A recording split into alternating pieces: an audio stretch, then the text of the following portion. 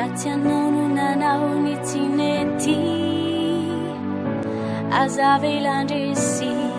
ni atalana fanimbazimbana maikiamitangana. Efatrandro taorian'ny fandroana sy famoana nentin'ireo mponina teto Belinta ny alatsinainy 5 febroary 2024 lasa teo vokatry ny fifanolanana adi-tany eo amin'ny orinasa Madekasy sy ireo mponina nipetraka tamin'ny tany sy nanamainty molaly azy nandritra ny taona maro.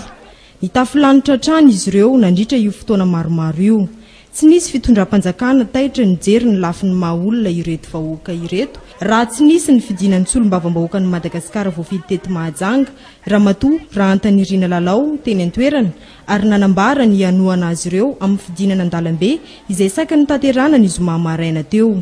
Vokatry io hetsika saika nataon'ny vahoaka io no nataitra ireto solon-tenam-panjakana eto Mahajanga tonga teny Belinta omaly zoma tolakandro ihany nitondra fanampiana ara-tsakafo sy trano eva. Fanampiana izay eritreretin'ireto mponina ho tsy mifanaraka amin'ny zavatra takian'izy ireo. Ewe raha tsy tonga nareo fitondram-panjakana tsy mihetsika hiakatra ny dalambe ny vahoaka ka efa vonona zay tato aminay fandehananay any an-dalambe zany tsara lavitra aminay boka ty mandeha tomboky jisikany de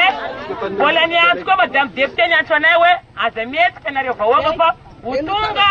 monsieur le préfet sy ny fitondram-panjakana rehetra andeha hamany vahaolana anareo ka ny vahaolana anay ty tompoko tsy vary fotsy sy kabaka telo mahogo aminay ty maro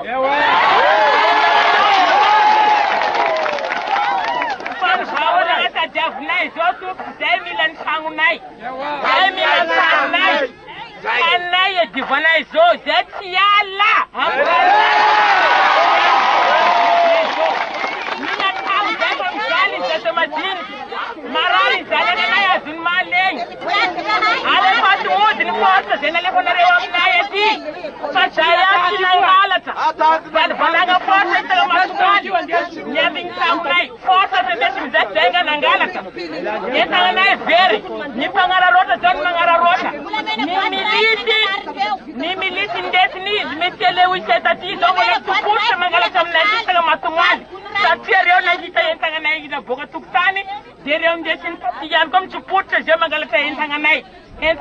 very tsisy vela sady fa very entagna zay very tragno very taninay zay tsy ala toko. Mponina 17 tafo eo izao voakasika ity raharaha adi-tany Belinta ity ary tsy manan-kialofana hatramin'izao. Tany ngazana mirefy 100 metatra tora-droa kosa no voalaza fa omeny orinasa Madekasy ny isan-tokantrano ho tambo ny fanesorana azy ireo amin'ny tany nipetrahany izay laviny izy ireo tanteraka hatreto. Tsy vary tsy tantiny tadiavany fokon'olona fa ny taniny manjary lasa vahaolana any amin'ny tsy vahaolana natolotra izahay izay miteny zao hainareo tsara ngamiko olam-panao asa soa ka tsy mila ampina fa mpanampy olona fa ny taninay no ilainay mandeha ny resaka hoe afindrany amin'ny tany hafa izy ireo ka maninona moa tsy le olona no mifindrany amin'ny tany hafa fa izahay izay efa manana trano ato indray no arodana ny tranotrano tsy azo bataina tompoko fa maninona tsy izy no mifindrany fa izahay fokon'olona indray efa mipetraka ampolo taona ny maro no afindrany ary faharoa manaraka an'izany zavatra tena mahagaga hatramin'izay ary olana amin'ny adi-tany eto amintsika eto Mahajanga tsy eran'ny Madagasikara dia misy olona hatrany ampanodinana any milaza ho tompon'ny tany foana tsy hita ny taonany maro ny taonany maro ny taonany maro dia lazaina fa titre borné ny tany zay efa najariany fokon'olona 30 taona 50 taona taiza reny olona reny hatramin'izay efa misy ny lalàna mivoaka nisy ny tena filoham-pirenena aiza ny fampiarana an'izay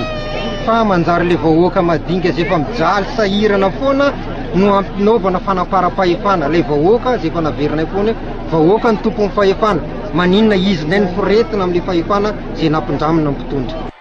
Samy milaza ho manana taratasy ara-dalàna ny andaniny sy ny ankilany amin'ity raharaha ity.